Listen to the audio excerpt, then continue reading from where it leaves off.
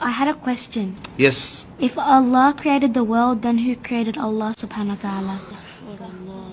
Okay, that's alright, that's alright. That's actually a very interesting question. But before I think we answer that question, we should first know who Allah subhanahu wa ta'ala truly is. Well, isn't Allah the one who created everything? And wasn't He here before everything else? That's right, Bilal. Allah is al-awwal, the first. That means there was nothing before Him. Allah subhanahu wa ta'ala is, was, and will always exist. So the question, who created Allah, doesn't make any sense. Because the word Allah means the one who is uncreated. Sheikh, can you explain that a bit more? Okay. Muhammad, can you come to the front, please?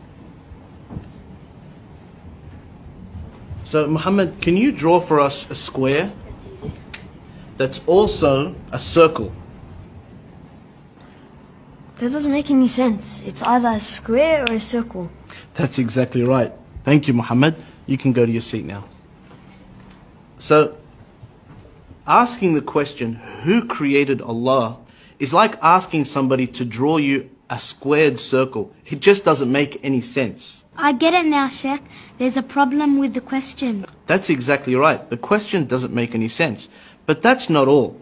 If we say Allah subhanahu wa ta'ala was created, then we would have to ask, who created Him?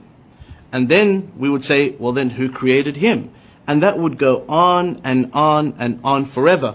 And the entire world would never have existed. Let me give you an example. Aisha, if you wanted to sleep over at your cousin's house, would you have to ask your parents for permission? I'd ask my mum. That's exactly right. Now, what if your mum had to ask your father for permission? And then your father had to ask his father for permission. And that goes on and on and on and on. Would you be able to go to your cousin's house? No. So what needs to happen for you to be able to sleep at your cousin's house? Well, that's easy. Someone would have to be able to make the decision without having to ask anyone else. That's exactly right. Likewise, the world would never have existed unless Allah had created it without relying on somebody else. For if He had to rely on somebody else, this world would never have existed.